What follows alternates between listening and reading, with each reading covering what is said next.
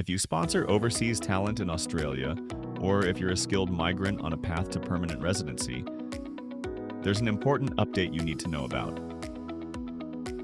On July 1st, 2026, Australia's employer-sponsored visa salary thresholds officially went up. This isn't a surprise rule change or a restriction. It's the annual automatic indexation built into the migration regulations to keep pace with Australian wage growth. Here is a quick breakdown of what changed and what it means for you. Both main salary thresholds for employer-sponsored visas increased by 3.9%, aligned with the Australian Bureau of Statistics wage data. Here are the new minimum numbers. Core Skills Income Threshold, CSIT, rose from 76,515 Australian dollars to 79,423 Australian dollars per year. This applies to the core skills stream of the subclass 482 visa and subclass 186 nominations.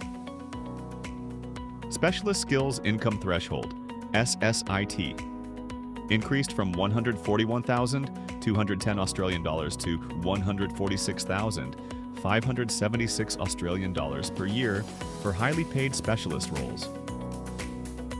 Additionally, the Temporary Skilled Migration Income Threshold, TSMIT for regional visas, has now aligned with that same 79,423 Australian dollars figure. Key rule: the threshold that applies to your application is based on the date the nomination is lodged, not when it's decided.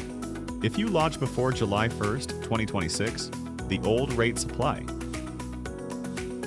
What does this mean if you're an employer sponsoring workers in sectors like IT, healthcare, hospitality, construction, or aged care?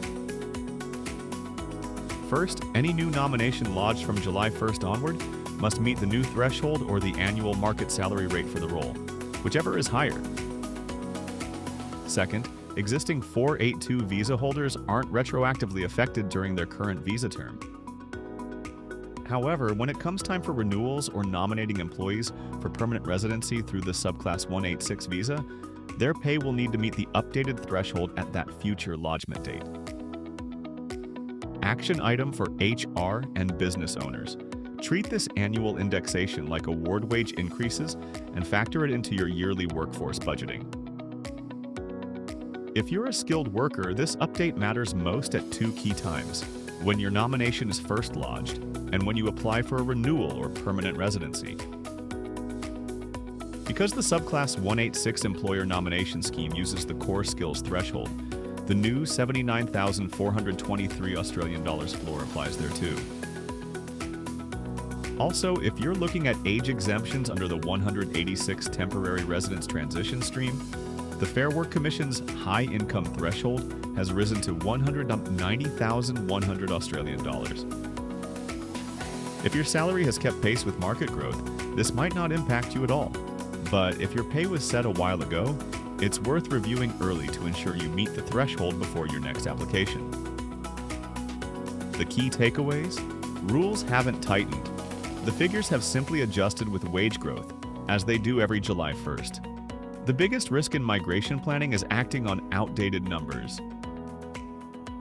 Before lodging any new nomination or visa application, make sure to double-check your numbers against current requirements. If you want a clear picture of where you or your business stands under the 2026 updates, get in touch with a MARA-registered migration professional for a personalized assessment.